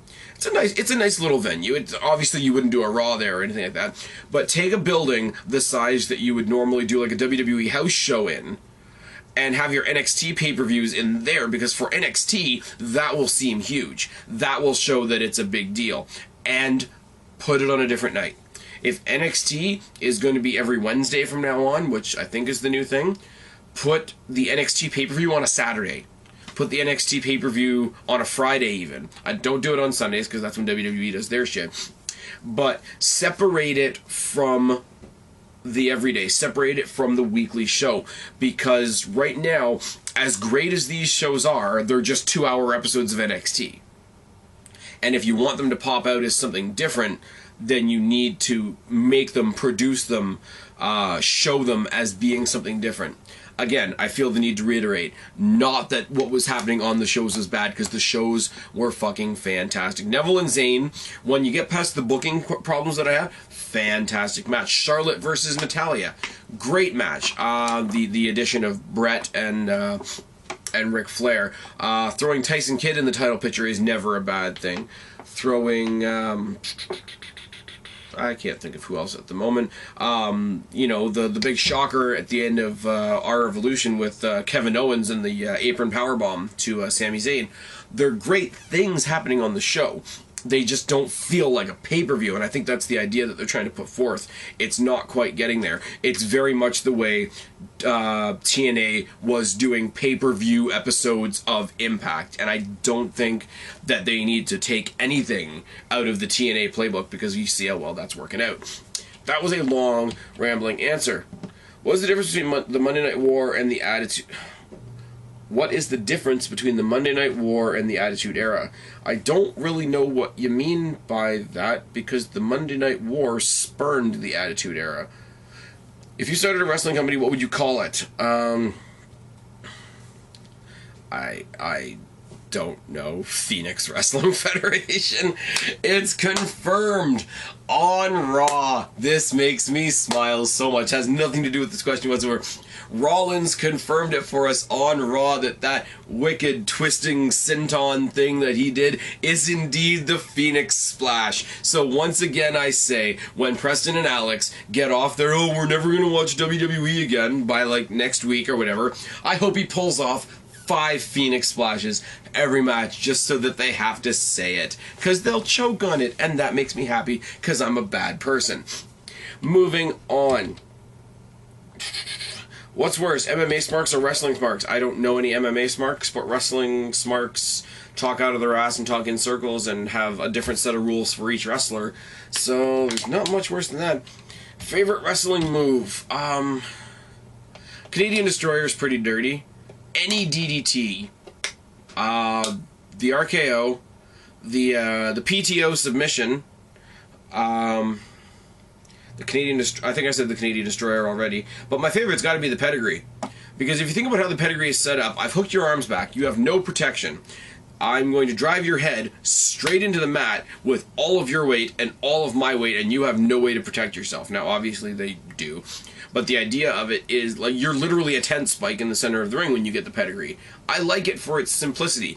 I like the RKO for its simplicity. The PTO is just a beautiful move to see, and the Canadian Destroyer is insane. Also, Kazarian and the Flux Capacitor, or somebody like Adrian Neville with the Red Arrow, are just ridiculous aerial feats, whether they hit anybody or not. Who should retire in 2015? Big Show, Kane, John Cena, Sheamus. Where does Nexus rank in the greatest stables of all time? It doesn't. It flopped. It flopped as a faction, but almost everybody from the faction has had some success. Barrett is super popular now. Ryback is super popular now. Daniel Bryan is a thing. Justin Gabriel, even though he never really got pushed anywhere, was popular. Former tag champion. Same thing with Heath Slater. Same thing with... well, David Otunga was a non-combative character really, really strongly in the entire John Laurinaitis People Power era. What else? The only one I can really think of that didn't go anywhere with Michael Tarver. Darren Young went back to the newer NXT, made the Primetime Players, and they had a brief run until whatever happened to him. Even though, Chocolate John Cena, and say whatever you want to say, but they actually, did they hold tag team gold? I don't remember. Oh yes. Okay, 64. Jesus Christ. What if a major tragedy happened and a large portion of WWE's main roster died? Jesus Christ. Not jobbers, but like all their established main eventers. Say on an airplane carrying every main event star in the company. John Cena, Randy Orton, Roman Reigns, Big Show, Kane, Mark Henry, Brock Lesnar, Undertaker, Chris Jericho, Daniel Bryan, Seth Rollins, Dean Ambrose, Dolph Ziggler, and any other main event star. They all die. How would WWE handle the situation? How long would it take to rebuild their upper echelon in WWE? The WWE roster would be NXT. They would just transplant the NXT talent into Raw. The problem then would be quickly reestablishing new stars in NXT in bulk, because if all those guys went away, Owens, Bull, Corbin, the Lucha Dragons, the Vaudevillains, the Adrian Neville, Sami Zayn, Kid would be back on Raw more often. All of them, Sasha Banks, Charlotte, Becky Lynch, and Bayley would all move up. They would all move up. They would replenish the Raw roster in a week. Like, it would just be like, okay, you guys are here now. The problem would be reestablishing NXT, and that would be tapping into possibly TNA, possibly ROH, tapping into AAA and their contacts overseas and saying, who else have you got? So Raw would be a no-brainer. I hate to shoot your question in the face there, but Raw would be a no-brainer. Raw would just absorb all the NXT talent. The rebuilding of NXT would be what I would be keeping my eye on at that point. Since its creation, which WWE World Heavyweight Championship match was the best? John Cena versus Randy Orton at TLC. All the title defenses lead. Okay. Which title match was the best? From John Cena and Randy Orton at TLC 2013 to all the title defenses up to and including Seth Rollins versus John Cena versus Brock Lesnar at Royal Rumble 2015. John Cena versus Randy Orton for the Undisputed Championship was special on a couple of levels. Now, I know people groan when they hear John Cena versus Randy Orton, but John Cena versus Randy Orton, unless you want to dig back into Rock versus Triple H, John Cena versus Randy Orton is the longest running rivalry we have here on the current roster. So it was special in that regard. It was special in the regard of this was the last step in obliterating the brand split, because we did not need two champions. We didn't. And we knew it for a long time that we didn't need two champions, and we knew it for a long time that the World Heavyweight Championship was relatively useless. So you've got the continuation of this great rivalry, and yes, I'm saying great in a John Cena scenario, deal with it. But you've got that coming to a head once again, because we know these guys have something when they get in the ring together. We do. Whatever you want to say about Orton, whatever you want to say about John Cena, you know these guys have something special going on when they're in the ring together. It's the same with Cena and Edge, when Edge was around. But you've got those guys coming together once again, and we finally got the logic of bringing things down to one title. We did it with the Divas Championship, we did it with the Tag Championships, we should do it with the mid-card title, but we've done it with the World title. And we did it to close out the year, so we start out the new year absolutely fresh. Now, that was special. And the match was great. Most people don't want to give it the credit that it deserves, but it was great. The one bit of logic that kind of failed was the winner still carried around two belts for a while, which just led to the speculation that they were just going to split them off again, which was dumb. So there was that. There was Brock Lesnar absolutely destroying John Cena at SummerSlam. And there was the triple threat match 2 nights ago. There's the three that come to my mind. The rematch between Lesnar and Cena when Seth Rollins got involved was crap. And anything else I can't even think of at the moment. So those three matches right now. The ladder match to establish the champion, the destruction of John Cena, and the triple threat match from this year's Royal Rumble. There's your three answers right there. Who has been the worst WWE World Champion ever since its inception? Randy Orton, Daniel Bryan, John Cena, Brock Lesnar. Daniel Bryan, because what the fuck did he do with it? Just saying. Which other superstars like CM Punk should try MMA? My answer to that one is a little bit of a cheat, but it's Alberto Del Rio, because we know he's got the previous MMA experience in Mexico before coming to the WWE. Thoughts on Paul Heyman? One of the most brilliant. I would tie him as one of the most brilliant minds in the business with Jim Ross. I think his experience is a little bit more varied because he had his own creation. He had his own creation die on him. He's absorbed all the grief that caused everybody that pledged themselves to that company, and he forged on. He made himself a persona in WWE. He associated himself with great people. He is, with CM Punk gone, and possibly the only two contenders being Ambrose and Wyatt, he is the best thing on the mic that the WWE has right now. He has so much to give. I'm surprised if he is, I'm sorry, I haven't heard this, but if he's not, I'm surprised he's not in NXT helping with character development, helping with promo and presentation development, because if he's not, that's a crime. The times that Brock Lesnar is not around, he's sitting at home with the belt, kicking back having a cold one or whatever, send Paul Heyman down. The wealth of knowledge that guy has to hand down, even if it's just, hey, here's some stories that I heard, hey, here's how I helped this guy one time, or just road stories, or just general experiences, or, hey, I don't know how to help you with that particular problem, but let me put you in touch with so-and-so. How big do you think Paul Heyman's Rolodex is? If he doesn't have the experience himself, he's got somebody that he can pull out of his wallet and say, this guy dealt with that before, go talk to him. The guy is the Magic 8-Ball of wrestling. He really, really is. He's best manager in history. No questions. And no, don't bring up, Bobby Heenan or Lou Albino or whatever. Paul Heyman. All due respect to Paul Bearer. Paul Heyman. All due respect to any managers from WCW, any managers from anywhere. Paul Heyman. No questions asked. How did you find out that wrestling was scripted? What was your reaction? I don't remember. I don't think I ever fully thought that it was real. Because I think I got into it when, I was young, but I was old enough to be like, if these guys were doing this for real, they'd be arrested. If these guys were doing this for real, it wouldn't be on TV. If this guy really smoked this guy in the face with a chair and busted his face open, he'd be arrested. And it wouldn't be on TV. And, so I don't think I had that. Thoughts on Vincent James McMahon? I don't know enough about him to comment. I really don't. Thoughts on the Pro Wrestling Illustrated magazine, the PWI 500? I've never read a PWI in my life. I think the only reason people look at the PWI 500 is so that they can look for their guy's name and be like, see, my guy's number 3, I knew he was good.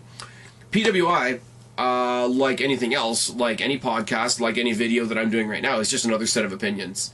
It's nothing carved in stone. It is what it is. Would Christian have been the champion if Edge hadn't retired in 2011 or ever? I think towards the later part of his run, they would have given him a quick run with the World Heavyweight Championship. I do realistically believe that. Was it pushed on by Edge retiring and the need to have some closure? Like Edge had to vacate the title, so we gave it to his brother, his partner, whatever. I mean, yeah, but let's be real. Rey Mysterio would never have been a champion if Eddie Guerrero hadn't passed away. And I can be cold for saying that, but you know what? It's true. I mean, the second time when he grabbed the WWE title, how long did he hold it before John Cena came along? About an hour and a half? Not even. Do you consider the WWE ECW title a world title to stand along with the WWE title and the World Heavyweight title? No. The funniest thing in the world was in the setup for Undertaker versus Batista at WrestleMania, when they got all the champions together for Undertaker to choose who to announce or choose or whatever who he was going to face. I think at the time Lashley was the WWE ECW champion. Batista was obviously the World Heavyweight champion. I don't remember who was the WWE title. Obviously Undertaker gave one look at Batista, gave the slash across the throat, and that's how you knew he was facing Batista. But nobody that won the Royal Rumble match was going to go after the ECW championship unless your name is maybe Tommy Dreamer. But, I mean, like, it was... The ECW championship was, for a brief period of time, an interesting mid-card championship. It was. It would be like if Main Event had a Main Event title now. it would be the title of that show, but it would not be the caliber of the WWE Undisputed World Heavyweight Championship. That's a joke. And to line up the ECW champion along with those two other champions was a joke as well. I think it was absolutely ridiculous. Rank 2004's Big Four pay-per-views: Royal Rumble, WrestleMania, SummerSlam, and Survivor Series. Oh, in order of greatness. Rumble was way too fun for me, and I hate to say this, I really do, because I know this is why people think I'm a dick. The explosion on the internet after Royal Rumble last year was kind of funny, like the explosion after Royal Rumble this year. Oh, how dare you make Daniel Bryan lose a match, and how dare Daniel Bryan not be in the Rumble, and how dare you do this, and how dare you do that, and WWE basically went like this. WrestleMania was huge.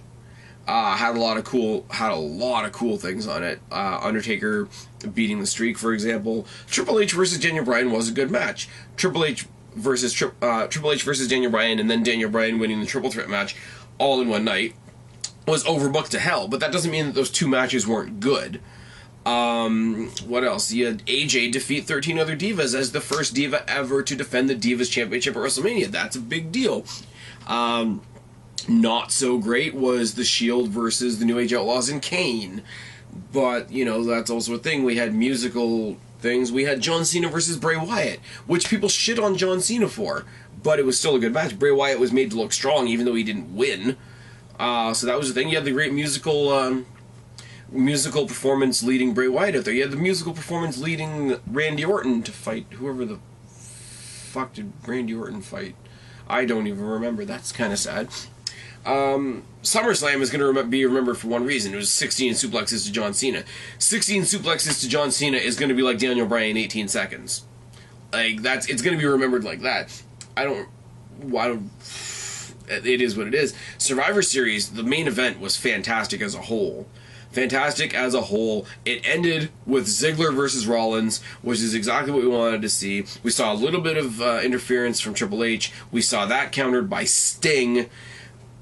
It was fantastic, but from greatest to least greatest, I'd have to say Survivor Series, Rumble, WrestleMania, SummerSlam. But that's just me. Many people say that the NXT product is better than the WWE product. Do you think this is true? No, as I mentioned earlier, I think it's two different... you're measuring two different levels of production, and I don't think it's a fair question to ask. Thoughts on the Elimination Chamber? I don't think now, I don't know whether you're talking about the match or the pay-per-view itself. The pay-per-view doesn't exist anymore. It doesn't need to exist because the Elimination Chamber pay-per-view really was set up to book the other title match for WrestleMania. Royal Rumble, in theory, set up your main title match, and Elimination Chamber set up the other match. Now that there's one title the way it should be, I don't think there's any reason to have the Elimination Chamber pay-per-view anymore, unless they were going to do a mid-card chamber. If they did a mid-card chamber, say Rusev, Wade Barrett, Dolph Ziggler, Dean Ambrose, Kofi Kingston, Bray Wyatt, those 6 guys have an Elimination Chamber match to unify the mid-card titles, for example, I wouldn't mind that at all. And there's nothing to say that just because it's not called Elimination Chamber anymore, that Fastlane couldn't have an Elimination Chamber match booked on it at some point in the future. Fastlane is a lame name for a pay-per-view, I will give you that. But as a concept, the Elimination Chamber match is cool. I wish they would stop trying to pass it off that the bulletproof Lexan panels are real glass, because as soon as somebody goes through them, it's kind of proven that it's not, because they kind of flop around like plastic.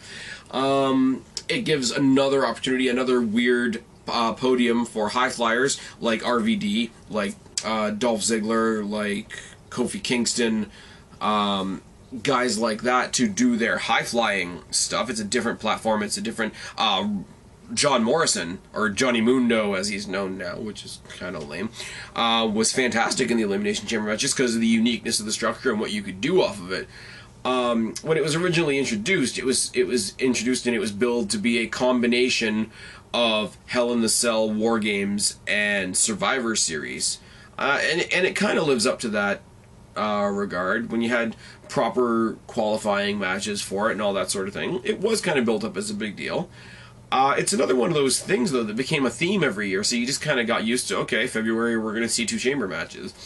Whereas with, same thing with Hell in the Cell, same thing with TLC matches and whatever, I want to see them because the rivalry calls for them, not because it's February. If that makes sense. As I say, as a match concept, it's fantastic. As a pay-per-view, it's no longer necessary. Does WWE need part-timers? Yes. Absolutely. If they're used properly. Rock did not help Roman Reigns win his match on Sunday. He came out to congratulate him and have a moment and save him when he was getting his ass kicked after the match, which I think is fine.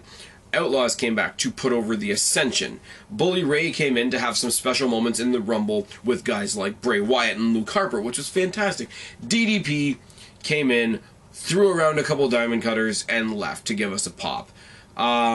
Flair and Bret Hart and Shawn Michaels and all that come back on a regular basis to give their thoughts on the current wrestlers, which gives them the rub, and it does it in all the right ways. Obviously, guys like Flair and Hart are going to show up in NXT and support the women that are representing their family, much like The Rock did at Rumble. But when you got guys like Hogan and Flair and Shawn Michaels talking about who could potentially win the Rumble match, I'm backing this guy, I'm backing this guy, I'm backing this guy. Here are guys who not only have history in the business and history at the Royal Rumble, they're giving their rub, their pat on the back to current stars. If they're there for a match with themselves, I'm sorry, but Undertaker and Lesnar is the prime example of part-timers fighting part-timers, then no. That really doesn't serve a purpose other than to give us one spectacle on one night. Now, one spectacle on one night every now and then isn't that bad. If it's all the time, it's bad. But if they're coming in and they're doing things the right way, making the future talent look good, as they've all been doing recently, the Ascension, who just came up from NXT, got the rub from the NWO, DX, and the APA. And potentially they're going up against the Dudleys at Mania.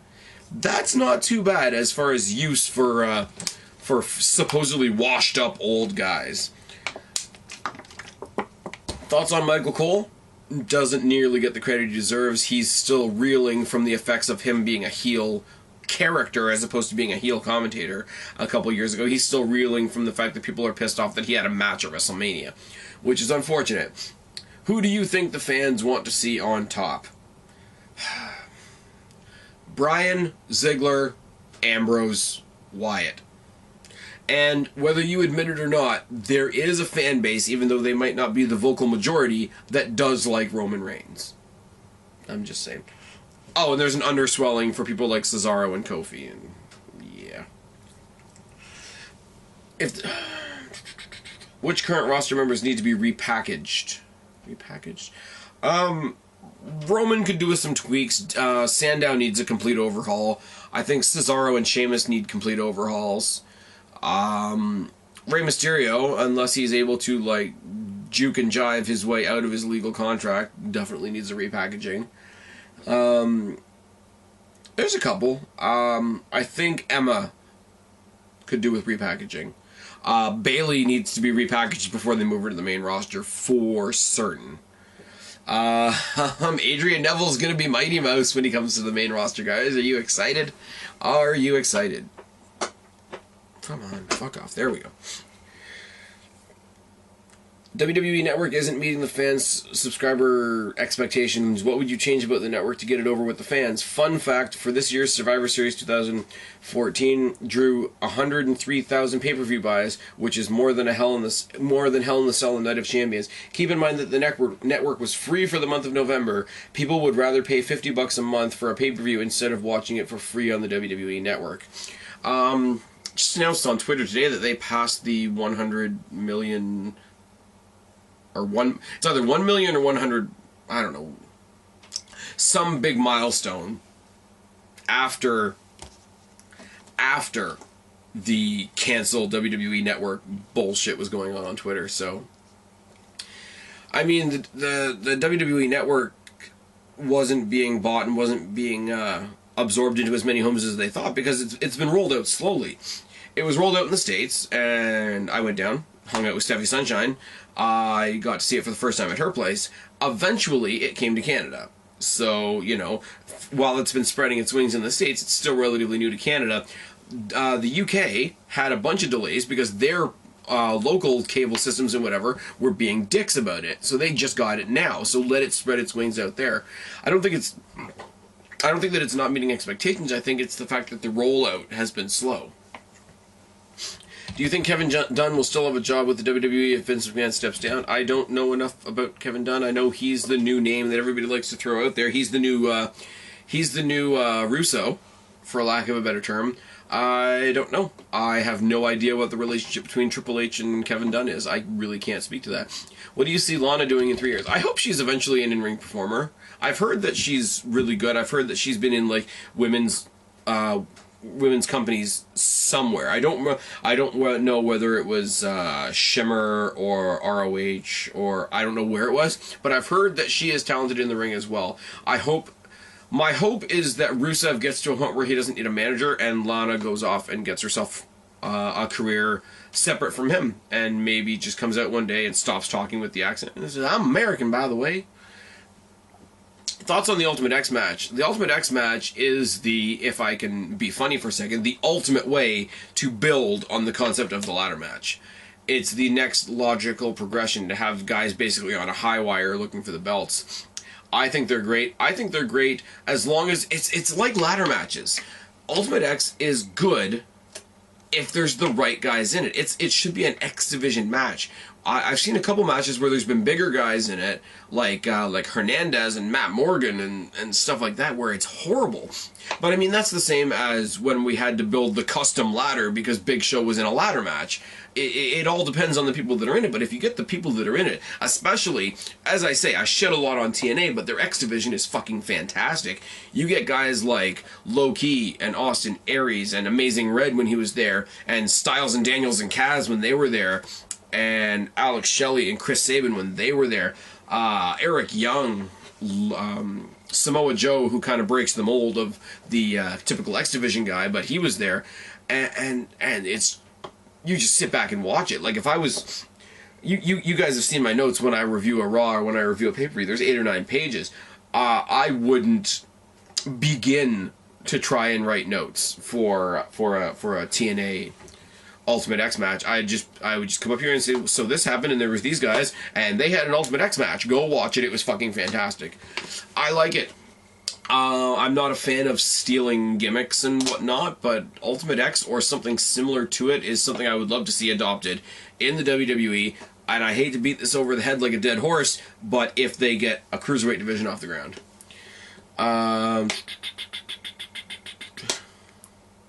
Thoughts on Talk Is Jericho? I've plugged Talk Is Jericho on here quite a lot. Jericho's cool. Like I will say I don't watch I don't listen to, I should say, the episodes that aren't about wrestling, because some of the stars that he talks to are not the type of music that I listen to or the type of TV that I watch. But when you got him interviewing guys like Ambrose, you got him interviewing Hulk Hogan, you got him interviewing Austin and Jim Ross and Paul Heyman and the Usos and Adrian Neville and Sami Zayn, Taz. Like he's interviewed a lot of guys, and he hasn't been doing it that long, and he's genuinely good at it. Jericho, I don't think, and this is something cliche that fanboys, say a lot about whoever their respective guys, I don't think there's anything Jericho can't do. Jericho could be a talk show host. Jericho goes and he does his thing with Fozzy, obviously. He's been on TV, he's been in movies, done guest spots in movies, he's been a wrestler. The podcast, when he does it, the reason why it's so great is because he sounds like he's just kicking back with old friends, which is, again, it's why I like listening to the wrestling ones, because, it's just guys that went up and down the road with. There's an interview with him and Chavo Guerrero on Talk Is Jericho that's fucking fantastic. Yeah, there's a lot of podcasts that I listen to now. I like, as I've said at the beginning of this video, I plugged the hell out of OK Fabe's podcast. as I should. Somebody sent me a link, and I think it was anonymous. There is a podcast out there now called the Bear Hug It Out podcast, and it's a roundtable conversation type deal, and it's not necessarily interviews, but it's more of a discussion thing. And it's 5 guys and a girl. I can't remember any of their names at the moment, but it's pretty light. It's more like us sitting here having a chat about wrestling. But I listened to both of the Austin podcasts, the censored and the uncensored version. I listened to the Piper's Pit podcast. I've started listening to the Taz podcast, the Human Podcast Machine. I used to listen to the Jim Ross podcast. I listened to Colt Cabana when Punk was on there, and that's about it. But my point being is that, as if I don't keep rambling on and on and on, is I like podcasts. Jericho, top of the heap.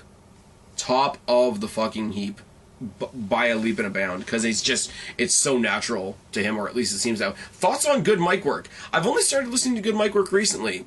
And he's probably one of the most level-headed, logical people we have in the YWC right now. Which is important. Which is really important. I don't claim to be level-headed. You guys saw my Rumble review. I basked in the stuff that I liked. I basked in the stuff that I knew other people wouldn't like, because those certain people are annoying and hypocritical and whatever. And I was very, very biased, and it was a very, very personal reaction from me. And that's how I think it's pretty fair to say that that's how I've always been on this channel. And that's how I choose to do things. But good mic work. He's got a head on his shoulders. He's got he puts a lot more into his show than I do, for sure. I pop up my video thing here. I chat with you guys until I run out of voice, which is going to happen quite soon. But he's got a lot more graphics and a lot more music and a lot more relatable content in his than I do, for damn sure. It's understandable, the success that he's reached here on YouTube, and I'm actually surprised I didn't stumble onto him until the tail end of last year. But no, I'm not even sure Good Mic Work knows who I am. But no, he's got a fantastic show. He's got a fantastic deal going on his channel. Love to collab with him one day, and I've told him that. Favorite SummerSlam pay-per-view has got to be 2002, because you got Michaels versus Hogan and Rock versus Brock. You can't get much bigger than that. Thoughts on CM Punk's interview with Michael Landsberg off the record 2014. Check the link below if you haven't seen it. I clicked on the link that you sent me there, Zohan, and it didn't go anywhere, so unfortunately I can't answer that one. If you had 15 minutes alone in a room with CM Punk, what question would I ask him? I would ask him if he misses the WWE. Okay, I wouldn't do it in the next 5 years. I would, if I had this opportunity, I would hope it would be like a good 5 years down the road. I would ask him if he misses WWE, and I would ask him the same question somebody else asked me earlier in this Q&A. I would ask him, hey man, as a fan of yours, speaking on behalf of your fans that miss you, what would it take to bring you back? Very simple. It wouldn't take 15 minutes. His answer might take a while, but yeah, it would be a very simple question for me. Thoughts on Ric Flair wrestling in TNA after his WWE retirement match? I understand why people don't like it. I understand why it seems like a slap in the face and whatever. But I love the fact that you phrased it this way. It was his WWE retirement. That has nothing to do with TNA. It really, really doesn't. It's kind of shitty because he didn't do anything really worth noting in TNA. He had the hardcore match with Mick Foley that was just uncomfortable. But I mean, that being said, he came back and he's now a 2-time Hall of Famer. So, you know, life's looking up for him. And now, you know, he had time with his son in WCW. And now he's got time with his daughter in NXT. So it can't be all bad. What are the most important WWE moments of 2014? Kayfabe wise, I guess you would say Daniel Bryan coming back, but Ultimate Warrior passing away, Taker's streak, those are the two that really stole headline. And all the CM Punk stuff. CM Punk leaving WWE, in pretty dramatic fashion the day after the Royal Rumble, and waiting. What was it? It was a good 8 months at least before he broke his silence, and when he did, it broke the internet. So good for him, good for Colt Cabana. So Punk's departure, Punk joining UFC, Ultimate Warrior passing away, and The Undertaker's streak being broken by Brock Lesnar. We're almost there, guys. We're almost there. Worst booking decision in Royal Rumble history. I've got to say it, and it's going to get me hate again. Rey Mysterio winning. Rey Mysterio winning because it led to the Eddie Guerrero stuff. You know, Rey only won because he dedicated his match to Eddie. Rey only won at WrestleMania because he dedicated his match to Eddie. Rey, in the meantime, got plastered in the in-between pay-per-view. I don't know whether it was an Elimination Chamber at that point or not, but I think it was still No Way Out at that point. He got plastered by Randy Orton, who was sitting there saying that the late, great Eddie Guerrero was resting in hell, and you just let him down. So, not only because I don't think he deserved to win the Rumble, point one. Point two, it led to all that shit. Point three, a cruiserweight should not hold the heavyweight championship. And Daniel Bryan comments could be made there as well, but I'm just not going to do it.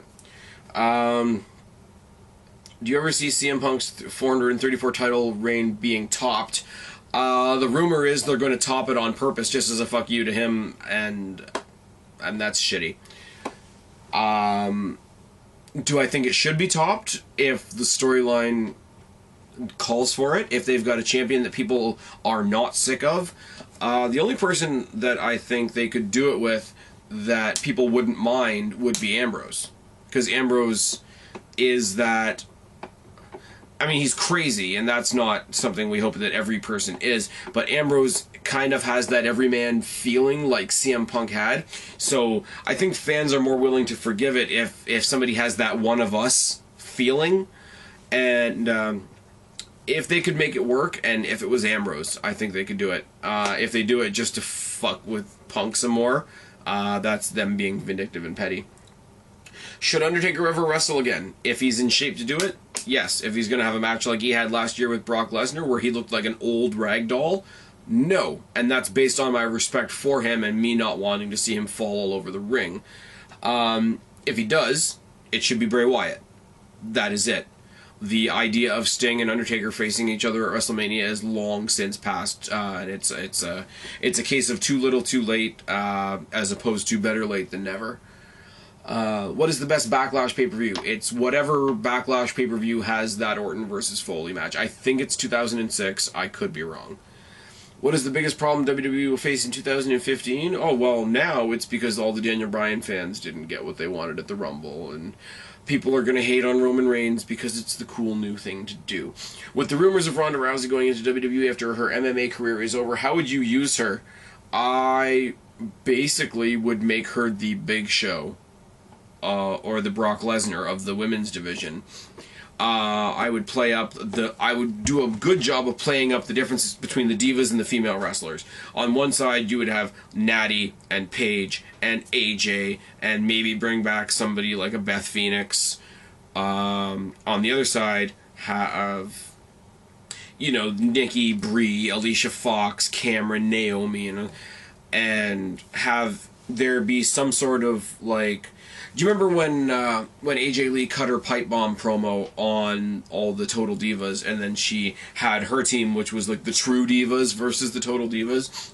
I would have it so that you've got a team, say for Survivor Series, have a team of all like prissy, Bellas, Alicia Fox, all that bullshit. On the other hand, you would have on the other team AJ, Paige, Natalia, and oh my god, we're one woman short. Surprise last entrance for Survivor Series is Ronda Rousey, and she kills everybody. I don't even know anything about Ronda Rousey, but if you build her up like, if you take the UFC and use that to build her up like they've built Brock Lesnar up, she should be a destructive force in the Divas division.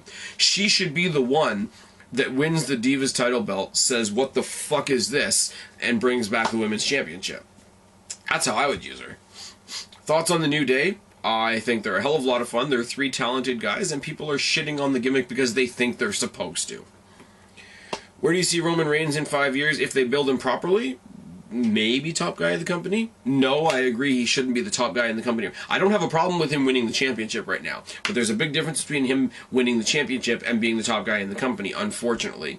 They've shown that in the past. Do you remember Punk versus Jericho at WrestleMania? Should have been the main event, but wasn't because there's other people bigger than them? Yeah. Roman Reigns can be the champion for now. He could be the head of the company in 5 years if they build it properly, but you know what? In all honesty, I still think that's going to be John Cena. Unfortunately. In Colt Cabana's Art of Wrestling podcast, this is the 100th question. And oh my god, how long have I been talking? In Colt Cabana's Art of Wrestling podcast, episode 226, with CM Punk. CM Punk said that he was suspended after walking out on the WWE after the Royal Rumble in 2014, and his suspension was over the day after WrestleMania. How would you book a CM Punk versus Daniel Bryan feud starting the night after WrestleMania with all the other events still being intact? Occupy Raw, Bryan beats Triple H, Bryan beats Orton and Batista to win the championship at WrestleMania. I've already said this earlier in the podcast, but that was earlier in the Q&A, but I will say it again. CM Punk walks out the very next night on Raw, tells Daniel Bryan to his face what we all know is true, and that's that Daniel Bryan got what he got at WrestleMania 30 because Punk left. Very, very similar to if you remember after Cena lost to The Rock at WrestleMania and then he got owned the next night by Lesnar, and that's how we all knew Lesnar was back. He cut a backstage promo talking about how John Cena would never be the guy that he is now if Lesnar hadn't left and gone to UFC. I would have Punk cut an almost identical promo on Daniel Bryan. He could have been like, I was better than you in the Indies, I was better than you in ROH, and I'm better than you here. I stepped aside, I took some time to myself because I'm awesome and I can do that, but now I'm back and I want my title back. We're going for another 434, and by the way, go fuck yourself. CM Punk comes back as a ridiculous heel and destroys Daniel Bryan.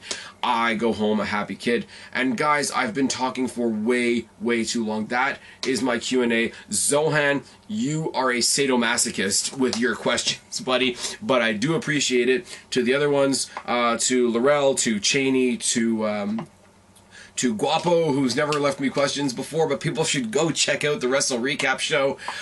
Thank you to all you guys. As I've said before, you got questions for the next Q&A, pop them down in the box below. You got questions specific to Fastlane, put them in any comment section of any one of my videos with the hashtag SPOK. Please continue to contribute to my new series of fan interaction videos.